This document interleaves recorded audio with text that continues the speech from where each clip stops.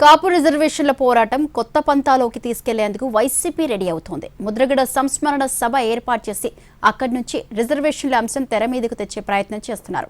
ఇంతకీ fan party ఏం చేయబోతోంది? కాపు కాస్తూ ఎలా ముందుకెళ్లబోతోంది? గత టీడీపీ ప్రభుత్వ హయాంలో కాపులకు రిజర్వేషన్లు కల్పించాలని ఉద్యమం చేశారు ముద్రగడ పద్మనాభం. ఎన్నికల హామీ ఇచ్చిన టీడీపీ అమలు చేయాలని గుర్తు చేస్తూ వచ్చారు.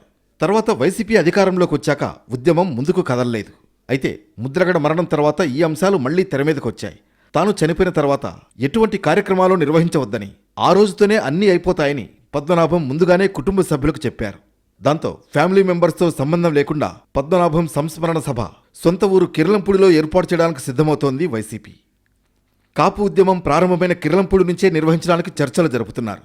రాష్ట్ర వ్యాప్తంగా ఉన్న కాపు నేతలు, ఆయనతో పొలిటికల్గా జర్నీ చేసిన వాళ్లు, ఉద్యమంలో పనిచేసిన వాళ్లను ఈ కార్యక్రమానికి పిలవనున్నారు.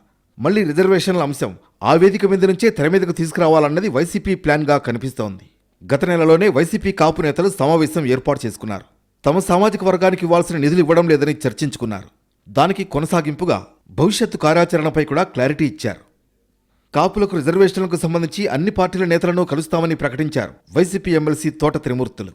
టీడీపీ నేతలు సమావేశాలు పెట్టినా వెళతామని, తామందరూ ఒకటే కులమని క్లారిటీ ఇచ్చారు. అయితే కిర్లంపూడిలో ముద్రగడ సంస్మరణ సభలో ఈ వ్యవహారాలపై కొలిక్కి వచ్చే అవకాశం ఉంది.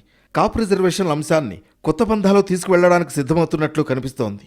ఉద్యమం సమయంలో ముద్రగడతో పాటు కాపు నేతలు చాలా మంది యాక్టివ్గా ఉండేవారు. ఆ తర్వాత కొందరు రాజకీయాలతో సంబంధం లేకుండా మరికొందరు తమకు నచ్చిన పార్టీల్లో చేరారు. అలాంటి వారిని కూడా ఏకతాటిపైకి తీసుకొచ్చే ప్రయత్నం జరుగుతోంది. ఆగస్టు 1న కిర్లంపూడిలో సంస్మరణ సభ ఏర్పాటు చేసిన వైసీపీ ఆ వేదిక మీద నుంచి ఎలాంటి స్ట్రాటజీతో ముందుకు వెళుతుందన్నది ఆసక్తిగా మారింది.